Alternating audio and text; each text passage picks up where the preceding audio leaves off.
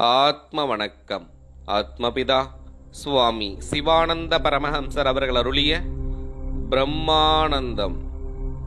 அதனால் மேற்சொன்னபடி உண்டாகிற ஆனந்தத்தில் ஜீவன் சென்று லயிக்கின்றதாகும் பிரம்மானந்தம். அப்படி பிரம்மஸ்வரூபமாயிருக்கின்ற சுக்கிலத்தை பானம் செய்து லயித்து என்றென்றைக்கும் உபஜீவனம் செய்து ஜீவித்திருக்க வேண்டிய சொத்து சுக்கிலமாகின்றது.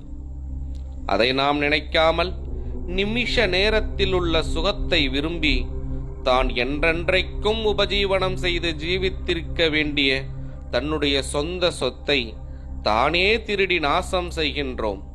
அதனால் மேற்சொன்ன சம்யோக சமயத்தில் எப்படி ஜீவன் நம் உள்ளில் தானே அடங்கி உள்ளிலேயே கீழுமேலுமாய் நடந்து ஜீவன் சுக்கிலத்தை திருடப் போகின்றதோ, அப்படியே ஜீவன் உள்ளில் தானே கீழுமேலுமாய் நடந்து மேலேயுள்ள பிரம்மமாயிருக்கின்ற சுக்கிலத்தில் லயித்தால் என்றென்றைக்கும் ஆனந்தமத்தனாயிருக்கலாம். இதற்காகும் பிரம்மானந்தம் என்று சொல்லுகிறது. உலகவாசிகள் இதை தெரியாமலும் ஆலோசிக்காமலும் அவனவனுடைய சக்தியை வெளியினுள்ளில் விட்டு பலவற்றிலும் பலவிதத்திலும் பந்தப்படுத்தி அவற்றில் பிரமித்து நசித்து போகின்றார்கள். எனில் தன்னைத்தான் அறிய வேண்டுமென்றாகும் உலகத்தில் சொல்லி வருவது.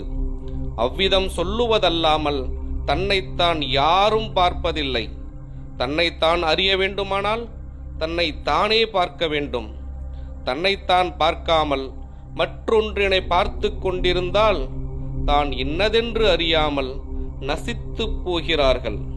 அதனால் உலகவாசிகளாகிய சர்வ ஜீவிகளும் அவனவனிலிருந்து உண்டாகின்ற சக்தியை அவனவனில் கூடி நடத்தி மேற்சொன்னபடி பிரம்மமாயிருக்கின்ற சுக்கிலத்தில் லயித்து தானாகி தன்மயமாகி கைவல்யத்தை பிராபித்து, அதாவது அடைந்து சதா ஆனந்தமர்த்தன்மார்களாயிருப்பதற்காக வேண்டி பிரார்த்தித்துக் கொள்கிறோம்.